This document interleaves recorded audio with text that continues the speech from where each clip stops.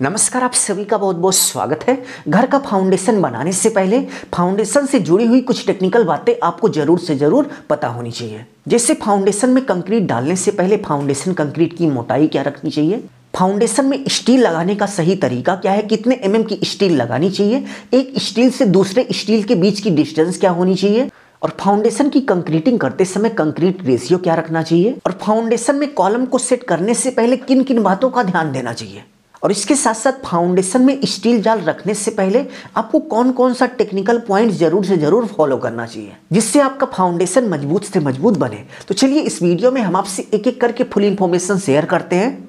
तो first point की बात करें तो आप देख सकते हैं कि घर का फाउंडेशन बनाने से पहले कुछ इस तरीके से फाउंडेशन का गड्ढा खोदा जाता है। तो यहाँ पर क्वेश्चन उठता है कि फाउंडेशन का जो गड्ढा होता है इसकी गहराई हमें कितनी रखनी चाहिए। तो फाउंडेशन गड्ढे की गहराई हमें 3.5 से 4 फीट रखनी चाहिए, वो भी नेचुरल ग्राउंड लेवल से। ये नहीं कि आपने 2-3 साल पहले मिट्टी पटाई थी वहीं से आप 3.5 से 4 फीट खोद डालिए।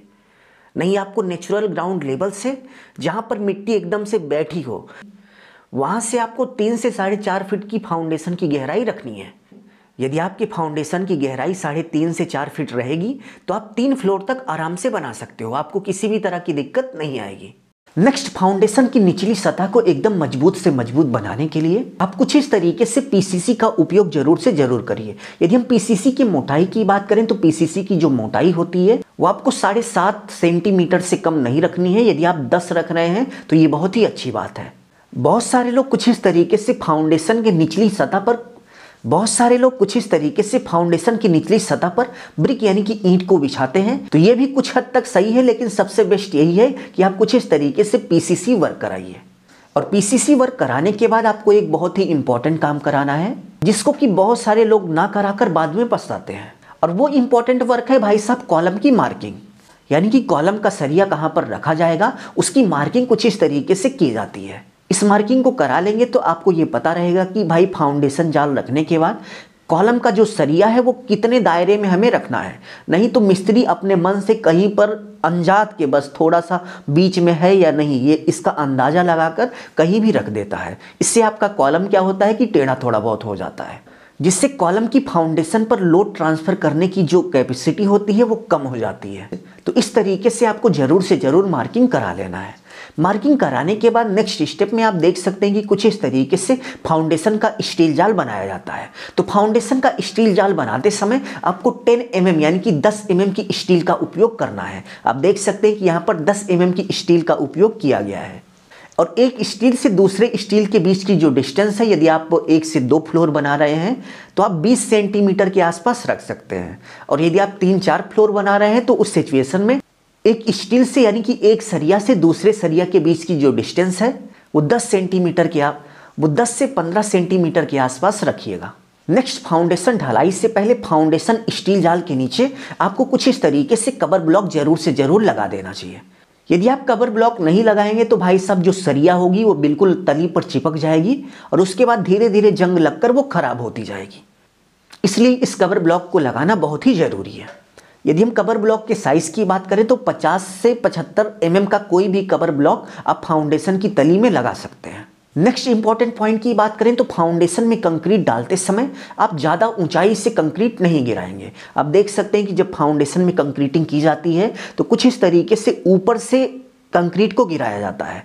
तो इससे क्या होता है कि जब ऊपर से कंक्रीट गिरती है तो कंक्रीट के अंदर की जो गिट्टी होती है वो छिटकने लगती है, जिससे कंक्रीट में उपस्थित सीमेंट, सैंड और एग्रीगेट यानी कि सीमेंट, रेत और गिट्टी की जो मात्रा होती है वो असमान हो जाती है। यानी कि कहीं पर गिट्टी ज़्यादा होगी, कहीं पर बालू ज़्यादा होगा, कहीं पर सीमेंट ज़्यादा होगा। तो ऐसे में आपके फाउंडेशन की जो स्ट्रेंथ होती है वो कमज़ोर हो जाती है। तो कंक्रीट को फाउंडेशन में गिराने से पहले कंक्रीट की जो ऊंचाई है वो ज़्यादा से ज़्यादा 1.5 मीटर से ज़्यादा नहीं होनी चाहिए।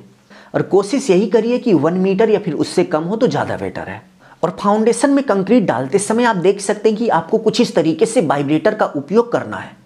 यदि आप वाइब्रेटर का उपयोग नहीं करोगे तो आपकी कंक्रीट अच्छे से नहीं बैठेगी और कहीं पर गिट्टी ज़्यादा दिखेगी, कहीं पर कंक्रीट पहुंचेगी नहीं। तो इस सिचुएशन में आपका जो फाउंडेशन है वो पूरी तरह से कमज़ोर हो जाएगा। तो ये बहुत ही इंपॉर्टेंट है, आप एक वाइब्रेटर का उपयोग ज़रूर से ज़रूर करिएगा। फाउंडेशन की ढलाई कराते समय बहुत सारे लोग रॉड या फिर डंडे से कुटाई करा देते हैं, तो भाई उससे उतना बेटर नहीं हो पाता। आप वाइब्रेटर का उपयोग करेंगे तो बहुत ही अच्छे से पूरी की पूरी कंक्रीट बैठ जाएगी। नेक्स्ट पॉइंट की बात करें तो आप देख सकते हैं कि बहुत सारे लोग कुछ इस तरीके से फाउंडेशन कंक्रीट की जो मोटाई है वो केवल और केवल 5 से 6 इंच रखते हैं। तो ये बहुत ही गलत है। आपको कम से कम फाउंडेशन कंक्रीट की जो नॉर्मल मोटाई है वो 6 इंच से कम नहीं रखनी चाहिए, और सबसे बेटर ये है कि आप 8 इंच से लेकर 9 इंच के बीच रखिए।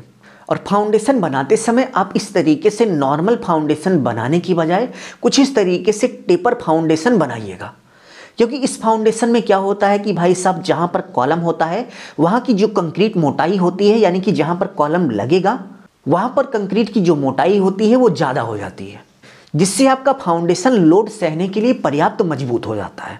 नेक्स्ट, फाउंडेशन कंक्रीट ढलाई करते समय हमें किस रेशियो का कंक्रीट उपयोग करना चाहिए?